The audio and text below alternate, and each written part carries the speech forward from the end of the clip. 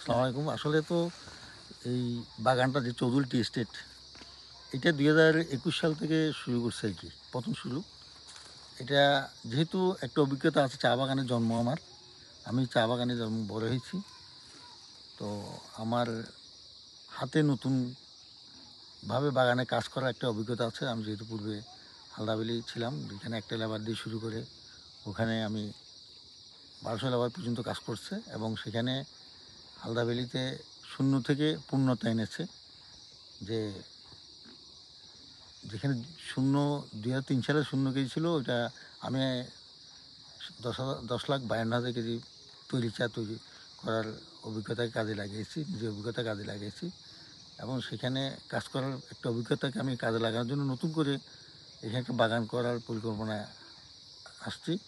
এই Chowdhury tea estate 2021 সালে শুরু, এবং এখানে প্রথম আমরা লিজ পাওয়ার পরে এখানে যারা পরিচালক আছে, যে এটা ব্যবস্থাপনা পরিচালক জনাব সরাউদ্দিন শাহীন, এবং আমাদের গ্রুপের চেয়ারম্যান জনাব ইফতেখারউদ্দিন চৌধুরী, এবং ওনার ভাই মঈনুদ্দিন চৌধুরী, আমিও ওনাদের সঙ্গে পরিচালক হিসেবে আছি।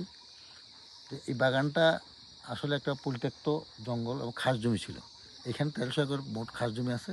সেখান থেকে সরকার আমাদেরকে 560 একর জায়গা লিজ দিয়েছে 2021 সালে। এই লিজের পরিপ্রেক্ষিতে আমরা কর্মযজ্ঞ শুরু করি, এবং বর্তমানে এখানে 40 একরের মতো বাগান করেছি 2 বছরের মধ্যে।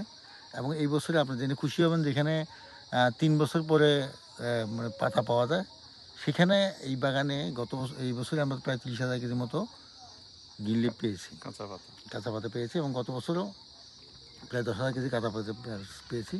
আগামী বছর মেঘটি হবে কিনা আপনাদের এই বাগান থেকে? ইনশাল্লাহ আমি মনে করি যে আগামী বছর আলাদাভাবে আমরা চা তৈরি করে একটা চিন্তাধারা করছি, যদি অন্য বাগান দেবো আমাদের চৌধুরী টি এস্টেটের নামে। আমাদের নামে যেহেতু ফ্যাক্টরি আমাদের নাই, সেক্ষেত্রে আমাদের নামে যে কোনো বাগানে চা তৈরি করার একটা পরিকল্পনা আছে। তা আমি একটা বাগান করতে তো অনেক কষ্ট পরিশ্রম করতে হয়, অনেক শ্রম এখানে দিতে হয়, অর্থের প্রয়োজন হয়। এই বাগানটা আপনি জিরো থেকে শুরু করেছেন, আপনার শুরুটা যদি একটু বলতেন। সত্যি কথা বলতে কি, আর্থিক যে সহযোগিতা, আমার শুধু কর্ম পরিকল্পনা এবং মানে শ্রমটা দেওয়ার ইয়েতে আছি।